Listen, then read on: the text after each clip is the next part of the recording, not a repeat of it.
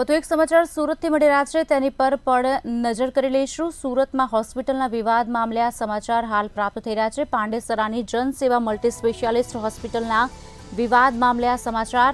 Fire વિભાગે seal માર્યા બાદ જિલ્લા આરોગ્ય વિભાગ હરકતમાં આવ્યું હોવાની વાત સામે આવી છે। પ્રથમ વખત ક્લિનિકલ એસ્ટાબ્લિશ્ડ એક્ટ હેઠળ સીલ કરવામાં આવ્યું છે।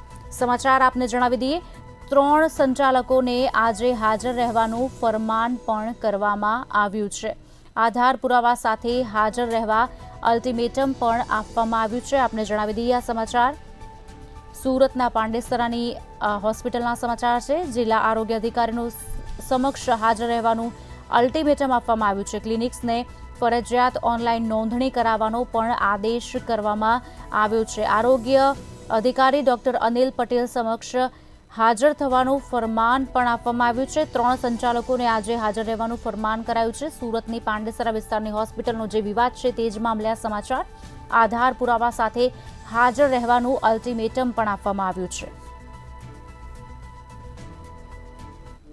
મીડિયાના માધ્યમથી અમને જે ખબર પડી એ પ્રમાણે પોલીસ વિભાગ અને આરોગ્ય વિભાગ જે તે દિવસે ઝડપથી એ હોસ્પિટલના પ્રમાણ એટલે કે ડોક્ટર્સના ને એ બધું જે ક્લિનિકલ એસ્ટાબ્લિશમેન્ટ એક્ટ હેઠળ રજિસ્ટ્રેશનની ચકાસણી કરવામાં આવી હતી અને એમાં એક્ટ મુજબ એનું કોઈ રજિસ્ટ્રેશન ન હતું। એટલે અમારી ટીમ બનાવીને અમે પાછા ફરીવાર ચકાસણી માટે હોસ્પિટલમાં ગયા હતા।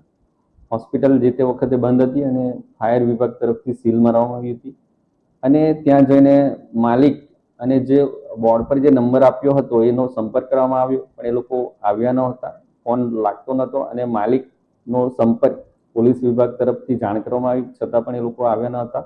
અંતે ક્લિનિકલ એસ્ટાબ્લિશમેન્ટ અને ડૉક્ટરના પ્રમાણપત્રો રજૂ ન કરવાથી અમે એ હોસ્પિટલને સાંજે સીલ કરવામાં આવી હતી અને એમને નોટિસ આપવામાં આવી છે। નોટિસમાં આવતા ગુરુવારે 4 વાગ્યે બધા પ્રમાણપત્રો, ડોક્ટર્સના પ્રમાણપત્રો, સ્ટાફના પ્રમાણપત્રો અને હોસ્પિટલના ધારાધોરણ મુજબના